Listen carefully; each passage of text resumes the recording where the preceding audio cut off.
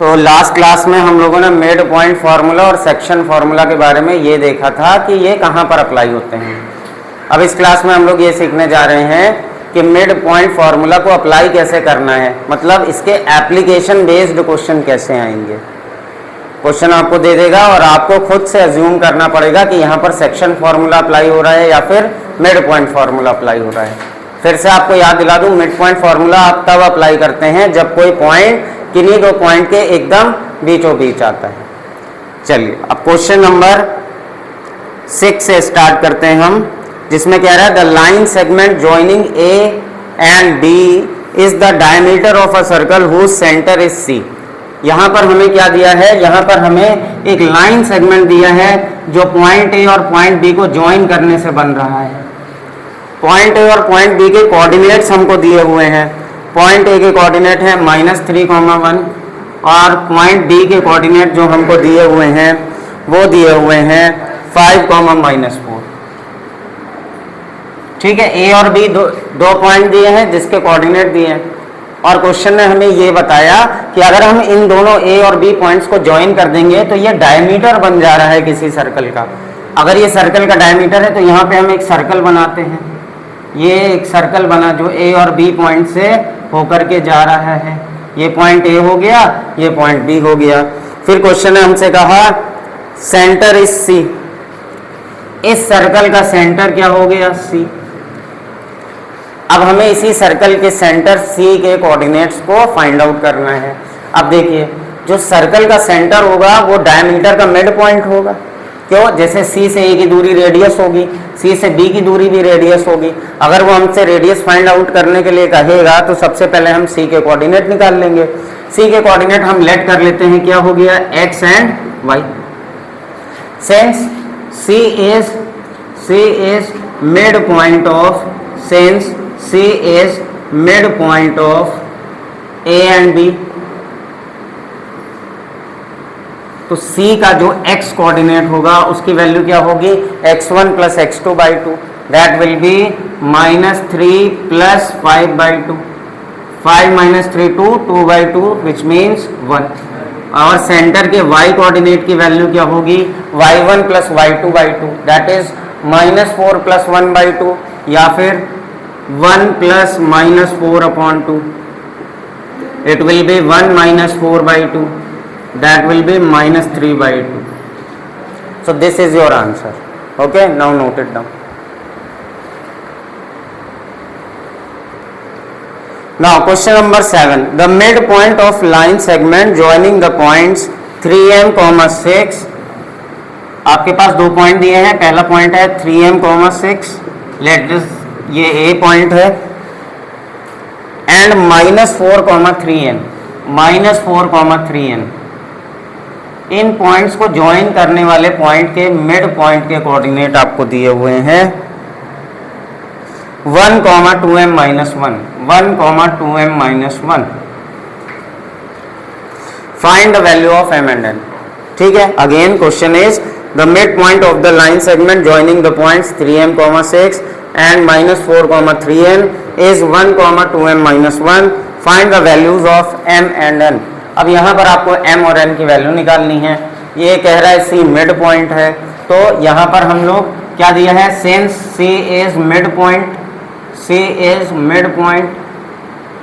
तो C का जो x कोऑर्डिनेट है, अब x कोऑर्डिनेट क्या है, C का 1 है, तो C का जो x कोऑर्डिनेट है उसकी वैल्यू क्या हो जाएगी, x1 + x2/2, that is 3m -4/2। अब ये माइनस क्यों लगा, क्योंकि इस कोऑर्डिनेट की वैल्यू माइनस में दी हुई है, तो आप प्लस लगाएंगे फिर माइनस लिखेंगे, बात वही है।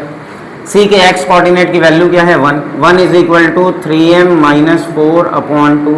2 यहाँ मल्टीप्लाई किया, 2 = 3m - 4, -4 इधर आया, कितना हो गया, 6 हो गया। 6 = 3m। m यहाँ मल्टीप्लाई हो रहा है, इधर आएगा डिवाइड होगा, तो m की वैल्यू कितनी आ गई, 2 आ गई। सिमिलरली आप y कोऑर्डिनेट फाइंड करेंगे, जो C का y कोऑर्डिनेट होगा उसकी वैल्यू क्या होगी, y1 + y2/2, that will be 6 + 3n/2। C का y कोऑर्डिनेट कितना दिया है, 2m - 1 = 6 + 3n/2, ये 2 से आप मल्टीप्लाई करेंगे। यहाँ ध्यान रखिएगा, सबसे ज़्यादा गलती यहीं पर करते हैं आप लोग। क्या करते हैं, आप बस 2m में ही करवाते हैं, आगे नहीं मल्टीप्लाई कराते हैं। अब ये 2 आएगा तो ये सब में मल्टीप्लाई होगा, तो ये क्या हो जाएगा, 2 2 जार 4m माइनस 2 1 जार 2 is equal to 6 plus 3n। अब m की वैल्यू हम फाइंड कर चुके हैं क्या, बिल्कुल m की वैल्यू कितनी फाइंड कर चुके हैं, 2। तो 4 2 जार 8, 8 माइनस 2 और ये वाला 6 भी इधर आएगा तो ये माइनस हो जाएगा, is equal to 3n। 6 minus 2 minus 8, 8 minus 8 is equal to 3n, 0 is equal to 3n। तो n की वैल्यू बच्चों कितनी आ जाएगी, 0 आ जाएगी, n की वैल्यू 0 आ जाएगी। यही हमें फाइंड करने थे पॉइंट m और n के कोऑर्डिनेट, यहाँ पर ये वैल्यूज फाइंड हो गई, नोट कर लीजिए। Next question is board question, board exam में आया हुआ क्वेश्चन है, 2013 बोर्ड में आया हुआ ये क्वेश्चन है। क्वेश्चन क्या कह रहा है, A B is the diameter of circle with centre C minus 2,5। इस बार आपको क्या दिया है, ए बी पॉइंट दिए हुए हैं, ठीक है। अब ए के कोऑर्डिनेट और बी के कोऑर्डिनेट अभी फिलहाल नहीं दिया हुआ। ए के कोऑर्डिनेट है 3,-7 और सेंटर का कोऑर्डिनेट आपको दिए दे रहा है। सेंटर का कोऑर्डिनेट जो है वो है -2,5, ठीक है। चलिए फाइंड करना हमें radius, length of radius, AC की वैल्यू हमसे कह रहा है कि क्या होगी, ठीक है। रेडियस देखिए, C से A तक की दूरी रेडियस होगी या C से B तक की दूरी रेडियस होगी। दूसरा कह रहा है कोऑर्डिनेट्स ऑफ B, B के कोऑर्डिनेट क्या होंगे ये पूछ रहा है। तो C is the centre of a circle, ठीक है। और AB क्या था, डायमीटर था। तो अगर यहाँ पर आप ऐसे करेंगे तो एक सर्कल सा बन जाएगा, ठीक है। तो since C is the centre, C is centre, let us suppose B जो है, B के कोऑर्डिनेट को हम लोग मान लेते हैं x2, y2 मान लेते हैं। चलिए x2, y2 मान लेते हैं। C का जो x कोऑर्डिनेट होगा, क्योंकि C सेंटर भी है और क्या है, इट इज मिड पॉइंट, ये और क्या है, मिड पॉइंट है। C जो है वो मिड पॉइंट है, तो मिड पॉइंट का x कोऑर्डिनेट क्या हो जाएगा, 3 प्लस x2/2। C के x कोऑर्डिनेट की वैल्यू दी हुई है -2, -2 is equal to 3 plus x2/2, 2 2 जार -4 is equal to 3 plus x2। बहुत ध्यान से, ये 3 यहाँ पॉजिटिव है, इधर आएगा निगेटिव हो जाएगा, -4 -3 that is -7 is equal to x2। Similarly C का जो y कोऑर्डिनेट होगा उसकी वैल्यू क्या होगी, y1 plus y2/2 that is -7 plus y2/2। C के y कोऑर्डिनेट की वैल्यू दी हुई है, सेंटर का y कोऑर्डिनेट क्या है, 5 is equal to -7 plus y2/2। 2 5 जार 10, 2 5 जार 10 और ये वाला 7 यहाँ पे आके ऐड हो जाएगा, तो 10 plus 17 is equal to y2। तो B के कोऑर्डिनेट्स आ गए, जो सेकंड पार्ट में हमसे पूछ रहा था। तो B के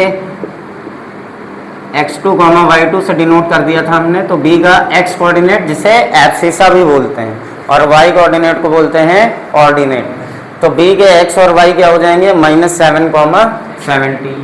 तो B के कोऑर्डिनेट हमारे पास आ गए। चलिए ठीक है। फर्स्ट पार्ट में क्या कह रहा था, लेंथ ऑफ AC। जब भी बेटा लेंथ की बात करेगा तो हम लोग क्लास 9th में हमने पढ़ा था, हम लोग डिस्टेंस फार्मूला लगाते हैं। डिस्टेंस फार्मूला क्या होता है, किन्हीं भी दो पॉइंट के बीच का √x2 माइनस x1 का whole square plus y2 minus y1 का, ठीक है। गलतियां कॉमन क्या क्या इसमें होती है, कई बच्चे अंडर रूट नहीं लगाते हैं या कई बच्चे अंडर रूट लगाते हैं तो अंदर स्क्वायर नहीं लगाते हैं। तो इसलिए फॉर्मूला आपको लर्न करना पड़ेगा, इजी है। अब किसके किसके बीच की दूरी निकालनी है, AC के बीच की दूरी निकालनी है। तो AC क्या हो जाएगा, अंडर रूट, किसी को भी x1 y1 मानिए, किसी को भी x2 y2 मानिए। तो सपोज करिए ये हो गया x2, तो ये हो गया x2 माइनस x1 मतलब -2 -3 का होल स्क्वायर प्लस, अब इसे x2 माना था तो ये वाला पॉइंट y2 होगा। तो ये क्या हो जाएगा, 5 माइनस -7, इस चीज़ का ध्यान रखना, गलती मत करना, का whole square. So AC will be, AC is equal to -2 -3 कितना हो गया, -5। -5 का स्क्वायर पॉजिटिव, किसी भी निगेटिव नंबर का स्क्वायर पॉजिटिव होता है, तो ये प्लस का 25 प्लस माइनस माइनस यहाँ पे क्या हो जाएगा प्लस, तो 5 + 7 कितना हो गया बच्चों 12 हो गया। 12 का स्क्वायर कितना होता है 144, तो ये वैल्यू कितनी आ गई √25 + 144, तो AC की वैल्यू हो गई √169। 169 का अंडर रूट क्या होता है 13, प्लस माइनस 13 होता है, लेकिन लेंथ कभी भी निगेटिव नहीं होती, इसलिए हम पॉजिटिव वैल्यू को कंसीडर करेंगे और AC आ जाएगा हमारे पास 13 यूनिट्स। ठीक है, चलिए नोट कर लीजिए। Question number 10 says find the reflection or image of the point 5, -3 in the point -1, suppose करिए आपके पास एक पॉइंट है P जिसके कोऑर्डिनेट आपको दे रखे हैं 5, -3। अब इसकी इमेज या फिर इसका रिफ्लेक्शन करना है किस पॉइंट के अबाउट करना है -1, 3। ठीक है, सपोज कर लीजिए ये पॉइंट है Q और रिफ्लेक्शन के बाद ये जो बना उसको P' मान लो या फिर मान लो R पॉइंट बना जिसके कोऑर्डिनेट होंगे x, y। अब ये क्वेश्चन समझो कि क्या कहना चाह रहा है। कह रहा है कि आपको एक पॉइंट दिया हुआ है P। अब सपोज करिए ये मार्कर से समझिए, इस तरह से मैंने रखा, ये पॉइंट क्या है P जिसके कोऑर्डिनेट कितने हैं 5, -3। इसका रिफ्लेक्शन यहाँ पर मान लीजिए ये पॉइंट है Q, इसका रिफ्लेक्शन कर दिया आपने तो ये उठ के इस तरफ चला आया, ये पॉइंट P जो था वो उठ के उस तरफ चला गया। अच्छा आप देखिए इस वाले प्रोसेस में ये Q पॉइंट है, ये नहीं हिला अपनी जगह से, ये इसी जगह पे रुका, मतलब क्या हो गया कि ये मिड पॉइंट हो गया। समझ में आ रही है चीज? जैसे मान लीजिए P Q की वैल्यू अगर मान लीजिए PQ, अब इस P पॉइंट को उठा के दूसरी तरफ ले गए तो यहां पर ये पॉइंट मिल गया, सपोज करिए R। आपने ऐसे उठाया, इसको उधर ले गए, कौन सा पॉइंट यहाँ पर रह गया Q रह गया। सपोज करिए PQ की लेंथ अगर मान लीजिए 2 सेंटीमीटर होती तो QR की लेंथ भी तो आपको 2 सेंटीमीटर मिल रही होती। PQ की लेंथ अगर 2 सेंटीमीटर है, आप उधर ले गए तो QR की लेंथ भी तो 2 सेंटीमीटर रहेगी जितनी इस मार्कर की लेंथ है, एक तरह से समझिए। इसका मतलब क्या हुआ, Q जो है वो क्या है, Q है मिड पॉइंट। किसका मिड पॉइंट है, P का और R का। Q जो आपका हो गया वो क्या हो गया, मिड पॉइंट हो गया। ये क्वेश्चन एकदम एप्लीकेशन बेस्ड है, तो यहाँ पर हम लिख देंगे since Q is mid point of P and R, तो Q का जो x कोऑर्डिनेट है उसकी वैल्यू हो जाएगी 5 + x/2। बोलिए हाँ कि ना, ये मिड पॉइंट है इसलिए इसकी वैल्यू क्या हो जाएगी 5 + x/2। यहाँ से आप x फाइंड कर लेंगे, ये आपका काम हो गया। ठीक, सिमिलरली Q का जो y कोऑर्डिनेट है उसकी वैल्यू क्या हो जाएगी -3 + y/2। Q का y कोऑर्डिनेट आपको दिया है, कितना दिया है 3 = -3 + y/2। ठीक है, इसके आगे जो भी सॉल्यूशन हो उसको नोट करके बताइए कि सर ये आंसर आया। ठीक है, इसका हिंट नोट कर लीजिए। क्वेश्चन नंबर 11 में कह रहा है the line segment joining A and B is divided in the ratio 1:3 at P।